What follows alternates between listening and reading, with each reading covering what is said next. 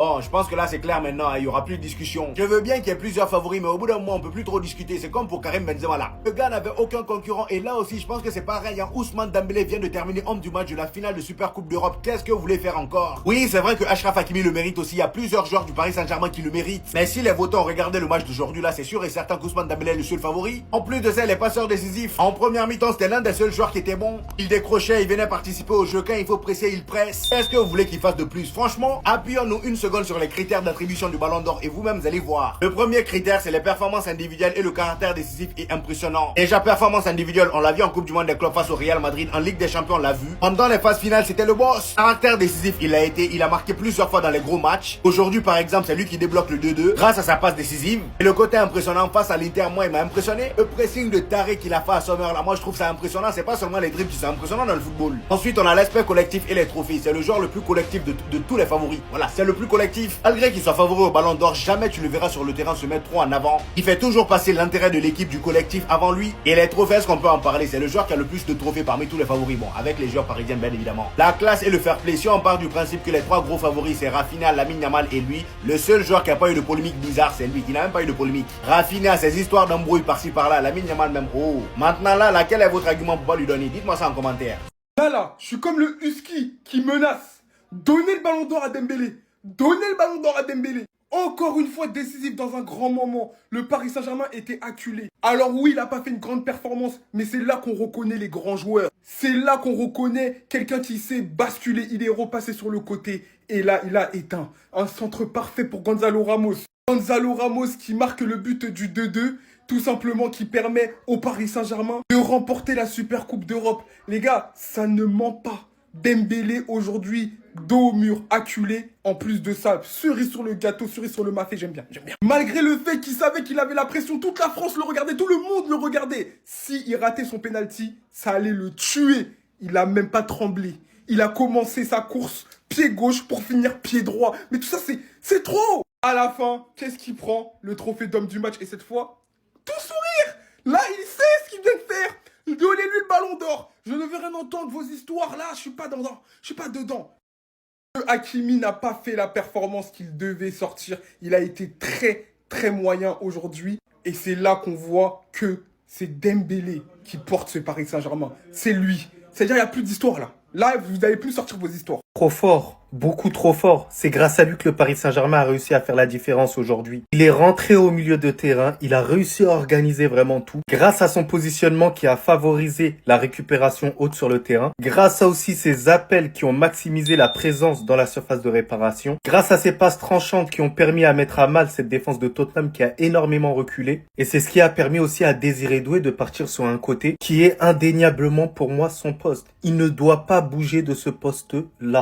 Alors les Parisiens qui ont craché sur Fabien Ruiz, comme quoi il servait à rien. Alors ça s'est atténué depuis la finale de la Ligue des Champions. Mais depuis un certain temps, Fabien Ruiz sur Luis Enrique, c'est quasiment l'un des joueurs les plus importants du Paris Saint-Germain. Vous avez besoin de joueurs comme ça. C'est le stabilisateur du Paris Saint-Germain selon moi au milieu de terrain. Il faut comme ça des joueurs comme ça qui ne sont pas fameux, qui sont pas tape à l'œil. Il est dans l'efficacité et c'est pas un leader au niveau de la voix, mais c'est un leader sur le terrain. Voilà, il booste l'équipe. Donc même s'il y a eu un match très intéressant de Warren, moi je trouve qu'il y a quand même l'expérience qui a beaucoup joué sur ça. Donc Warren, il va progresser, ça va venir de plus en plus. Il va prendre exemple grâce à des joueurs comme ça. Mais en tout cas, Fabien Ruiz, c'est vraiment un autre niveau. Franchement, il est extraordinaire ce joueur-là. Non les gars, c'est pas possible. Lamine Yamal qui est plus rapide que Mbappé à l'entraînement, wesh. Plus il grandit, plus il est rapide. C'est le seul joueur. Regardez bien son timing. Là, il a fait presque un 100 mètres, les gars. 8 secondes. Et regardez Ronny, les gars, à titre de comparaison, sur le même entraînement, sur à peu près 100 mètres, on va dire. Bon, là, tu dois faire des zigzags et tout. Regardez bien son timing.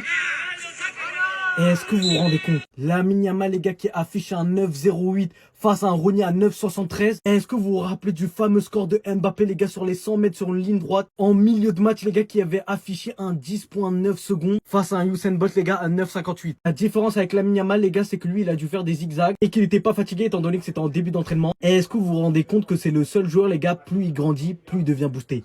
On n'a jamais vu ça dans l'histoire du football. Normalement, à chaque fois que tu grandis, vas-y, tu perds tes performances, t'as plus de ton centre de gravité bas. C'est comme si, les gars, Messi, il était grand, il faisait ce que faisait un Cristiano Ronaldo en termes de dribble. Non, vous allez pas trouver des Cristiano Ronaldo à tout bout de champ. Le type, il est en train de devenir booster les gars et c'est beau à voir. Même en tant que madrilène, les gars, on peut rien dire. Malgré le contexte très compliqué, malgré l'embrouille qu'il y a entre le PSG et Donnarumma, malgré le fait que ce soit son premier match, malgré la pression qu'il y avait sur ses épaules, sachant que dans ce match, il encaisse 2 buts, il a su surmonter la pression et qualifier le Paris Saint-Germain au penalty et remporter son premier match et son premier trophée. Est-ce que le fait de remplacer Donnarumma par Chevalier est une bonne décision de la part d'Enrique? On verra. Mais ce qui est sûr, c'est qu'avant l'entrée game changer de Gonzalo Ramos et Kangin Lee, beaucoup de gens sur Twitter étaient en train de critiquer Chevalier, de mettre en valeur Donnarumma. Alors que personnellement, moi je trouve qu'il fait un bon match. En vrai, sur les 2 buts qu'il prend, c'est du manque de chance. Gonzalo Ramos et Kangin Lee qui ont retourné le match sur une mine de Kangin Lee. Il y avait 2-0 à la 84e minute. Mais le PSG égalise sur une superbe passe de Dembélé pour Gonzalo Ramos. En tout cas, ce match va encore plus couler de l'encre. Car après la fameuse interview de Hakimi qui nous explique qu'il méritait le ballon d'or, il a sorti un match catastrophique. Et déjà qu'il y a une petite discorde entre les supporters du PSG concernant le ballon d'or, certains vont sûrement pas se retenir concernant Hakimi.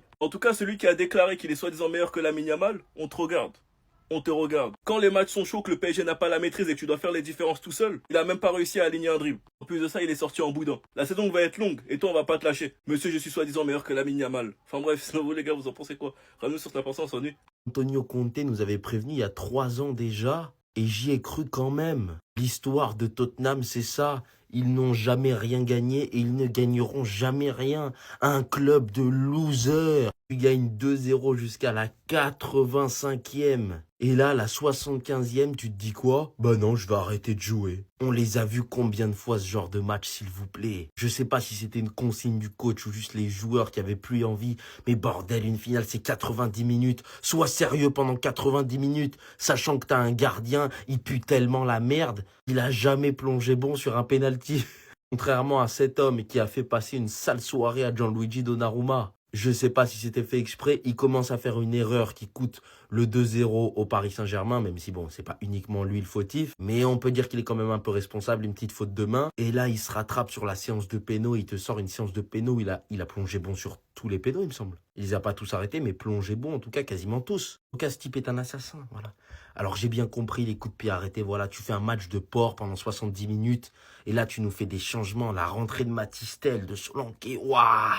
Waouh, le match, tu l'as niqué. Voilà, tu l'as niqué, qu'on se le dise. Et bravo au PSG. Bravo au PSG. Voilà, encore une fois, ils ont mis l'accélérateur 6 jours qu'ils ont repris l'entraînement. Ils sont là, ils arrivent à te faire des joueurs des 90 minutes comme ça. Et dans les 15 dernières minutes, ils se transcendent comme on a vu. Franchement, il n'y a rien à dire, les gars. C'est mérité. C'est mérité. Parce que Tottenham est une équipe de losers, voilà. History of Tottenham. Voilà, comme avait dit Giorgio Chiellini. Franchement, vous êtes vraiment nuls, Tottenham.